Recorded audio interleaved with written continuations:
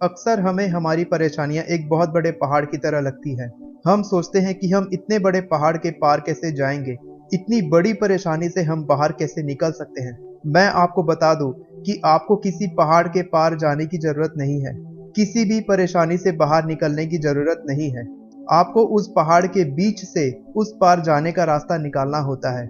जब आपके सामने बहुत बड़ी परेशानी हो, तो भगवान को दोष देने से पहले इस कहानी को सुन लेना, आपकी हिम्मत बढ़ जाएगी। ये कहानी है एक आदमी की, जिसके पास रहने का कोई ठिकाना नहीं था। वो बेघर था। वो रोज अपना खाना इकट्ठा करता और रोज उसका खाना चोरी हो जाता। एक दिन उसने सोचा कि पता लगाया जाए कि ये खाना कौन चोरी करता है। उस खाने को चोरी करता था एक चूहा। एक दिन उसने उस चूहे को उसका खाना चुराते हुए रंगे हाथों पकड़ लिया और उससे पूछा, तुम मेरा खाना क्यों चुराते हो? मेरे पास खाने की इतनी कमी है, मेरे पास कोई घर नहीं है, न ही मेरे पास इतने सारे पैसे हैं कि मैं रोज अपने लिए खाने का इंतजाम कर सकूं। तुम्हें अमीर लोगों के घर से चोरी करनी चाहिए, जिनको कोई फर्क नहीं पड़ता अगर तुम उनका खाना चुरा लो। चूहे ने जवाब दिया, ये तुम्हारी किस्मत में लिखा है कि तुम एक बार में सिर्फ 8 चीजें इकट्ठी कर सकते हो। चाहे तुम जितनी भीख मांग लो, चाहे तुम जितना ज्यादा खाना इकट्ठा करने की कोशिश कर लो, और इसीलिए मैं तुम्हारा खाना चोरी करता हूँ। तुम्हें क्या पता मेरी किस्मत में क्या लिखा है? चूहे ने जवाब दिया, मुझे नहीं पता। अगर तुम्हें इसका जवाब चाहिए तो तुम बुद्धा के पास जाकर इसका जवाब पूछ सकते हो।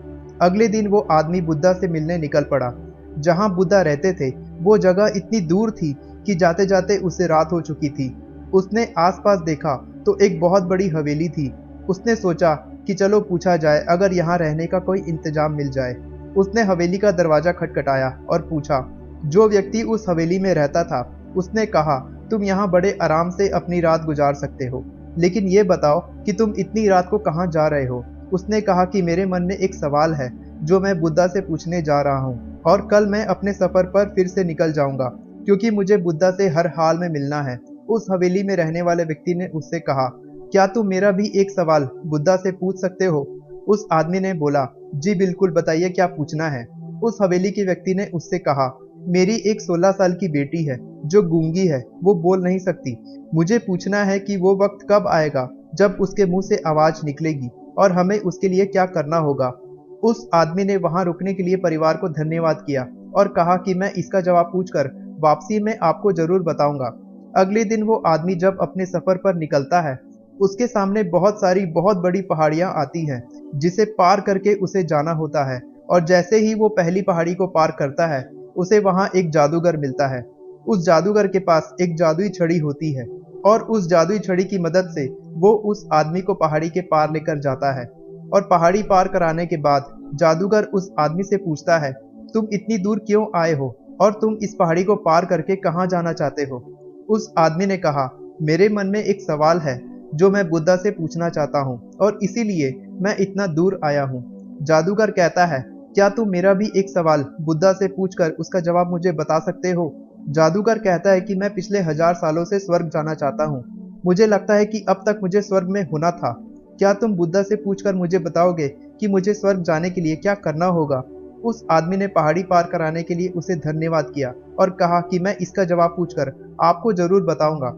इतना कहकर वो आदमी आगे निकल पड़ा, और जैसे ही वो कुछ दूर आगे जाता है, उसके सामने एक बहुत बड़ा समंदर आ जाता है, जिसे वो पार नहीं कर सकता। जैसे ही वो मायूस होकर वहां बैठ जाता है, उसे एक विशाल कछुआ दिखता है जो उसके पास आ रहा होता है, और उस कछुए पर बैठकर वो उस बड़े समंदर को पार कर जाता है।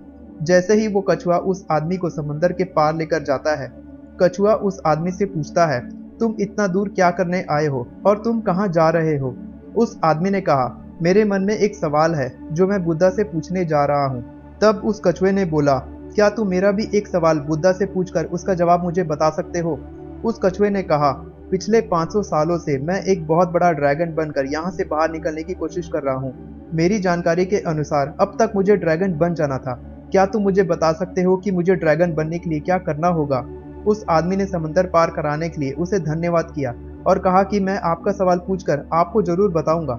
इतना कहकर वो आदमी अपने सफर पर आगे निकल पड़ता है, और आखिरकार वो दिन आ जाता है जब वो बुद्धा से मिलता है। बुद्धा सारे लोगों को ये कह रहे थे कि मैं सबके केवल 3 सवालों का जवाब दूंगा, सिर्फ 3 सवाल। 3 सवाल से ज्यादा आप मुझसे नहीं पूछ सकते। उस आदमी को बहुत हैरानी हुई। उस आदमी ने सोचा कि मेरे मन में 4 सवाल हैं जो मुझे बुद्धा से पूछने थे, अब मैं क्या करूं? उसने ध्यान से सोचा उस कछुए के बारे में जो 500 सालों से इंतजार कर रहा है एक ड्रैगन बनकर उस जगह से बाहर निकलने के लिए। उसके दिमाग में उस जादूगर की तस्वीर आती है जो पिछले 1000 सालों से स्वर्ग जाने का इंतजार कर रहा है। वो उस हवेली वाले व्यक्ति की लड़की के बारे में सोचता है जो सिर्फ 16 साल की है और वो गूंगी है, बोल नहीं सकती। वो सोचता है कि अगर उसने उस लड़की का सवाल बुद्धा के सामने नहीं रखा तो वो जिंदगी भर गूंगी ही रह जाएगी। फिर वो अपने बारे में सोचता है कि वो तो सिर्फ एक बेघर इंसान है जिसके पास खाने की थोड़ी कमी है, लेकिन मैं तो फिर भी भीख मांगकर अपना काम चला सकता हूँ, अपना खाना इकट्ठा कर सकता हूँ। जब वो दूसरों की परेशानियों पर ध्यान देता है तब उसकी परेशानी बहुत छोटी लगने लगती है और वो डिसाइड कर लेता है कि वो अपना सवाल नहीं पूछेगा और उन तीनों का सवाल पूछकर वहां से चला जाएगा। और वो उन तीनों के सारे सवाल बुद्धा से पूछता है। बुद्धा जवाब देते हैं कि वो कछुआ अपने खोल से बाहर नहीं निकलना चाहता, इसलिए वो ड्रैगन नहीं बन पा रहा है। जैसे ही वो अपने खोल से बाहर निकलेगा वो तुरंत ड्रैगन बनकर वहां से निकल सकता है।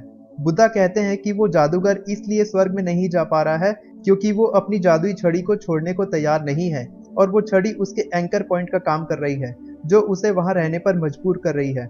जैसे ही वो अपनी छड़ी खुद से दूर कर लेगा वैसे ही स्वर्ग का रास्ता उसके लिए खुल जाएगा।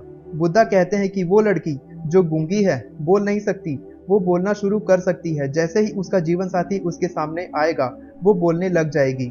उस आदमी को उसके मन के तीनों सवालों के जवाब मिल चुके थे। बुद्धा को धन्यवाद करते हुए वो वापसी उसी रास्ते पर निकल पड़ता है जहां से वो आया था और सबसे पहले उसकी मुलाकात उस कछुए से होती है। वो आदमी उस कछुए से कहता है कि जैसे ही तुम अपने खोल से बाहर निकलोगे, अपने कंफर्ट जोन से बाहर निकलोगे, तुम ड्रैगन बनकर यहाँ से उड़ सकते हो। इतना सुनते ही कछुआ अपने खोल से बाहर निकलता है और उस खोल के अंदर से बहुत सुंदर और कीमती मोती निकलते हैं जो सिर्फ समंदर के तल पर ही मिलते हैं। उन सारे मोतियों को वो कछुआ उस आदमी को तोहफे में दे देता है और कहता है कि मुझे इसकी कोई जरूरत नहीं है, ये अब तुम्हारे हैं, तुम इसे अपने साथ ले जा सकते हो। इतना कहकर वो कछुआ ड्रैगन बन जाता है और वहां से उड़ जाता है। आदमी आगे जाता है और उसकी मुलाकात उस जादूगर से होती है। वो उस जादूगर से कहता है कि तुम्हें अपनी छड़ी छोड़नी होगी, तभी तुम स्वर्ग जा सकते हो। वो जादूगर अपनी जादुई छड़ी उस आदमी को देता है और कहता है कि तुम इसे रख लो, अब मुझे इसकी कोई जरूरत नहीं है। और जैसे ही वो अपनी छड़ी उस आदमी को देता है स्वर्ग का दरवाजा उसके लिए खुल जाता है और वो जादूगर स्वर्ग की तरफ चल देता है। अब उस आदमी के पास बहुत सारे कीमती मोती थे और एक जादुई छड़ी भी थी। अब वो आदमी उस हवेली में जाता है जहां उसने रात बिताई थी और उस हवेली में जाकर वो आदमी बोलता है कि जैसे ही आपकी बेटी को उसका जीवन साथी मिल जाएगा आपकी बेटी बोलने लग जाएगी। उस आदमी की आवाज सुनकर बेटी अपने कमरे से बाहर निकलती है और कहती है, क्या ये वही आदमी है जो पिछले हफ्ते यहाँ रुका था? उस लड़की को उसका जीवन साथी मिल जाता है और वो दोनों शादी कर लेते हैं। इस कहानी में सीखने के लिए इतना कुछ है कि मैं आपको कुछ सीख बताता हूँ जो मुझे इस कहानी से मिलती है। पहली सीख है कि जब तक हम किसी की मदद नहीं करते तब तक भगवान हमारी मदद नहीं करता। आप यकीन करो या ना करो, जब तक आप कुछ देंगे नहीं तब तक आपको कुछ मिलेगा नहीं। दूसरी सीख जो हमें इस कहानी से मिलती है वो ये है कि जब उस कछुए को ड्रैगन बनना था तब उसे अपना कंफर्ट जोन छोड़ना पड़ा। इसलिए जब आपको अपनी लाइफ में कुछ भी अचीव करना है, सक्सेसफुल बनना है, तो आपको अपना कंफर्ट जोन छोड़ना पड़ता है, क्योंकि जब तक आप अपने कंफर्ट जोन में रहेंगे तब तक कुछ भी हासिल करना बहुत मुश्किल होता है। इम्पॉसिबल नहीं होता, लेकिन मुश्किल जरूर होता है। और तीसरी सीख जो हमें इस कहानी से मिलती है वो ये है कि जब हमें अपना जीवन साथी चाहिए होता है, जब हमें अपना सच्चा प्यार चाहिए होता है, तब हमें उसके लिए कुछ कुर्बानी देनी होती है। खुद से पहले दूसरों की मदद करना सीखना चाहिए, क्योंकि जब आपकी मदद का घड़ा भर जाता है, जब आप लोगों की इतनी मदद कर चुके होते हैं, तब आपकी इच्छाओं का घड़ा भरना शुरू होता है और आपको वो सब मिलने लग जाता है जो आपको अपने जीवन में चाहिए होता है। Last but not the least, चौथी सीख जो हमें इस कहानी से मिलती है वो ये है कि हम अपनी परेशानियों को इतना बड़ा समझ लेते हैं कि हमें दूसरों की परेशानियां नहीं दिखती, दूसरों के दुख नहीं दिखते। लेकिन जब हम ध्यान से दूसरों के दुखों, दूसरों की परेशानियों को देखते हैं, तब हमें अपनी परेशानी इतनी छोटी लगने लगती है कि उनकी परेशानियों के सामने हमारी परेशानी कुछ भी नहीं होती।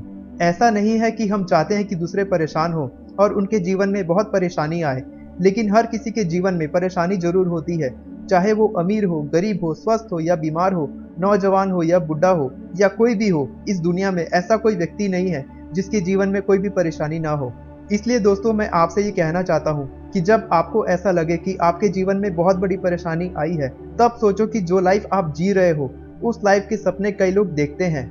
कुछ लोगों की लाइफ में, कुछ लोगों के नसीब में इतना भी नहीं होता जितना आपको भगवान ने दिया है। और जब हम अपने से नीचे लोगों की मदद करना शुरू कर देते हैं, जितना हमारे पास हो, जितना हमसे बन पाए उतना उनको देना शुरू कर देते हैं, तब हमारी मदद भगवान करता है। इस पूरी सृष्टि का निर्माण जिसने किया है वो हमारी मदद करने सबसे आगे आता है। और हमारी छोटी सी मदद किसी भी इंसान को उसकी परेशानी से आज़ाद कर सकती है, उसे दुनिया भर की खुशियां दिला सकती है। पर जब आप किसी की मदद करते हैं तब आपकी जिंदगी में भी इसका गहरा असर पड़ता है और आपको ये महसूस होने लगता है कि इस दुनिया में आप क्यों आए हो। आपको यह महसूस होता है कि आप किसी की मदद करने के लिए ही इस दुनिया में आए हो। और जब उस सृष्टि को बनाने वाले भगवान आपकी मदद करता है, तब आप सोच भी नहीं सकते कि आपकी बड़ी से बड़ी परेशानी कैसे चुटकियों में हल हो जाती है। कर्मा काम करता है। अगर आप गलत करेंगे तो आपके साथ गलत होगा, लेकिन अगर आप अच्छा करते हैं तो आपको अच्छा फल ही मिलता है। आपके साथ हमेशा अच्छा ही होता है। जब भी आप खुद को परेशान महसूस करें तब इस कहानी को याद कर लेना, इस कहानी को फिर से सुन लेना और आपके अंदर उस परेशानी से लड़ने के लिए हौसला आ जाएगा। उम्मीद है आपको ये कहानी पसंद आई होगी। अगर इस वीडियो से आपको कुछ भी सीख मिली होगी तो इस वीडियो को लाइक करना, अपने इस मोटिवेशनल चैनल को सब्सक्राइब करना, क्योंकि मैं इसी तरह की मोटिवेशनल वीडियोस लाते रहता हूँ। इस वीडियो को अपने दोस्तों के साथ शेयर करना, क्योंकि इस दुनिया में ऐसे बहुत से लोग हैं जो बहुत परेशान हैं और एक छोटा सा हौसला उनको बहुत बड़ी परेशानी से बाहर निकालने में मदद कर सकता है। मैं इसी तरह आपको इंस्पायर करता रहूंगा।